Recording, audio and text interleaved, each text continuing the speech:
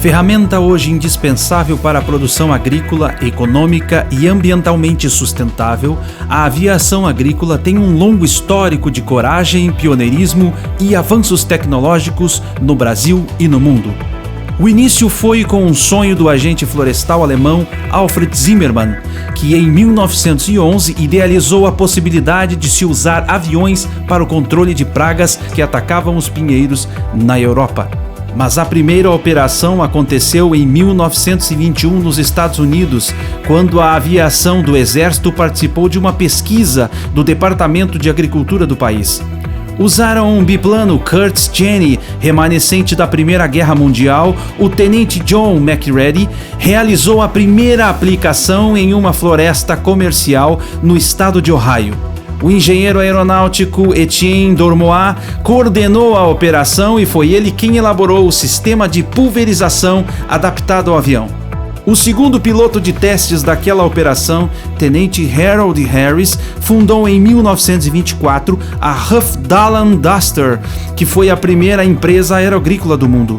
Ela operou em 10 estados norte-americanos, no Peru e no México, dando uma amostra da necessidade que havia da nova ferramenta para a agricultura. No início de sua história, a aviação agrícola operava de maneira improvisada, atendendo à demanda urgente por uma ferramenta que fosse rápida e garantisse uma boa cobertura nas aplicações. Até os anos 50, no Brasil e no restante do mundo, os produtos eram aplicados em pó. Daí a expressão polvilhamento. A aviação agrícola chegou no Brasil pelo pioneirismo de um piloto e de um engenheiro agrônomo. O ano era 1947 em Pelotas, no Rio Grande do Sul. Naquela época, os gafanhotos dizimavam as lavouras da região.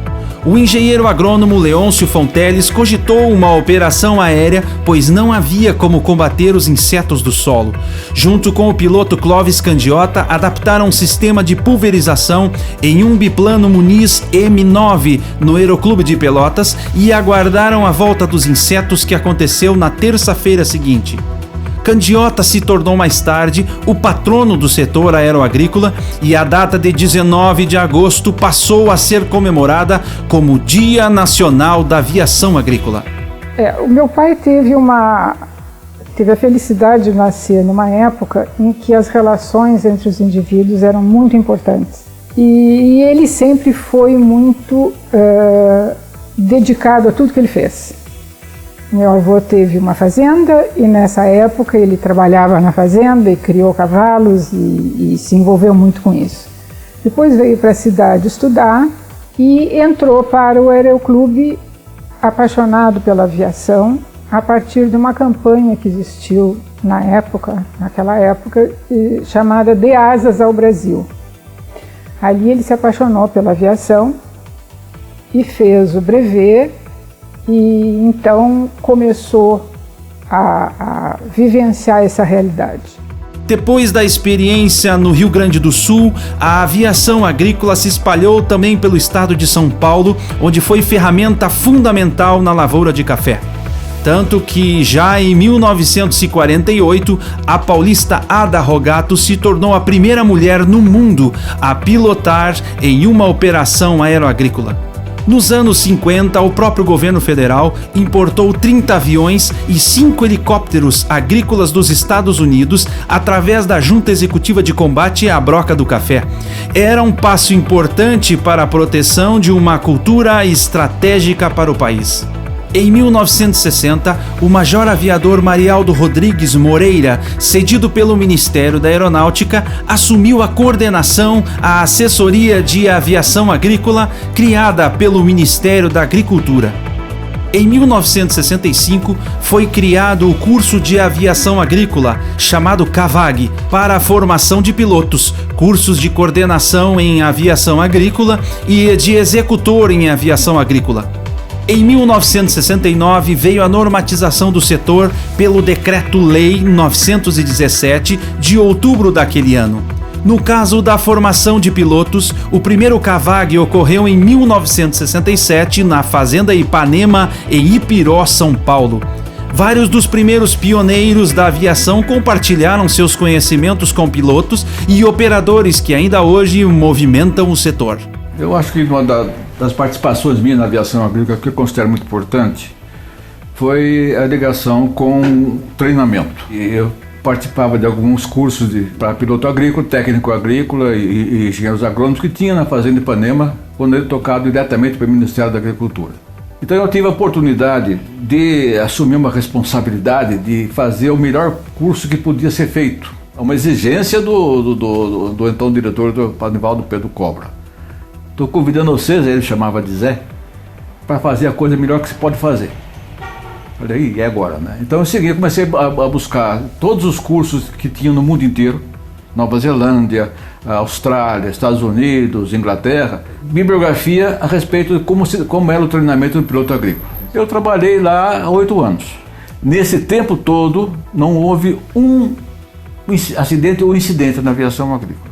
Iniciei na aviação agrícola fazendo curso em São Paulo, na extinta Escola de Pilotos Agrícolas de São Paulo, em Sorocaba, e vim desenvolvendo esse trabalho, tentando me aprimorar, né, até hoje na presente data, né, com meus 35 anos de aviação agrícola. O dia a dia na Fazenda Ipanema era o curso propriamente dito, o teórico e o prático, né, após 25 horas de voo com o instrutor, nós passávamos para voar solo. Aqueles que tinham aptidão de voo passavam a voar no Ipanema, e quem não tinha era dispensado para a próxima turma. A partir dos anos 60, a empresa brasileira Embraer cria o modelo Ipanema e com isso a aviação agrícola ganha cada vez mais força. O avião entrou no mercado em 1971 e até hoje domina a frota brasileira com mais de 60% dos aviões que hoje voam sobre as lavouras do país. Em 1975, a aviação agrícola contribuiu para a eliminação de focos do mosquito que estava causando um surto de encefalite em 3 municípios na Baixada Santista e em São Paulo. Teve também um grande desafio que foi participar daquele programa de controle de mosquito em 75. Eu ainda era professor lá em Botucatu, que como eu vinha dar aula aqui na Fazenda Ipanema, a Fazenda Ipanema foi solicitada a dar um avião para participar, porque quem começou esse projeto foi a Embraer, com o Dr. Araújo. O Dr. Araújo trabalhava na Embraer naquela época, que a Embraer colocou um avião à disposição da Secretaria da Saúde de São Paulo para fazer uma área piloto. Tanto é que eles fizeram uma semana, fez o Araújo, até foi o Araújo que voou, fez um voo e se coletou que deu resultado. Aí tinha que foi uma área ali perto de Itanhaém. Agora tinha depois de Itanhaém até Peruíbe, uma área 13 vezes maior, que precisava ser feito o trabalho. Então o pessoal convidou, pediu para o Ministério da Agricultura pegar um avião aqui da Fazenda Ipanema para poder fazer o trabalho. Nesse período, a própria aviação agrícola nacional se tornou a segunda maior e uma das maiores e melhores frotas do mundo, sendo responsável também por operações de semeadura, aplicação de fertilizantes e operação que vão desde o combate a incêndios florestais até o povoamento de rios e lagos com uso de alevinos. Houve um grande salto tecnológico com sistemas como o DGPS, que dá ao piloto uma precisão de centímetros nas aplicações, além de registrar todos os dados das operações, possibilitando uma análise detalhada de como foi cada aplicação.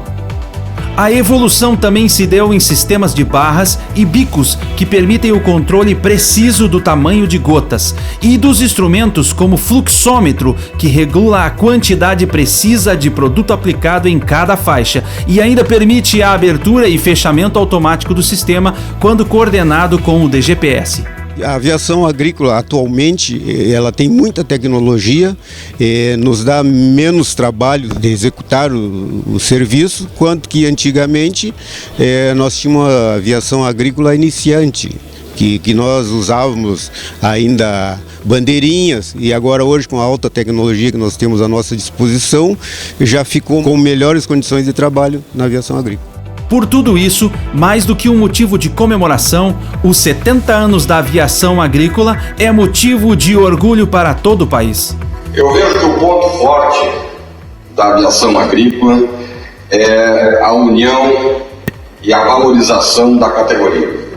Eu acho que isso é o pilar mestre que veio trazendo o desenvolvimento e o crescimento e a vontade de trabalhar pela categoria através do SINDAG. Muitas adversidades aparecem contra a aviação agrícola e sabemos que ela vem de má informação. Acho que a união do setor poderá, assim, trazer um grande desenvolvimento da nossa aviação. A aviação agrícola do Brasil é antiga e vive uma renovação constante, passando de geração para geração. Hoje é a segunda maior frota de aviões do mundo e contribui incansavelmente com a proteção das lavouras, com a semeadura, com o combate aos incêndios e povoamento de rios e lagos. Por isso, nestes 70 anos, parabenizamos a todos que fizeram e fazem desta atividade uma paixão, que é a aviação agrícola.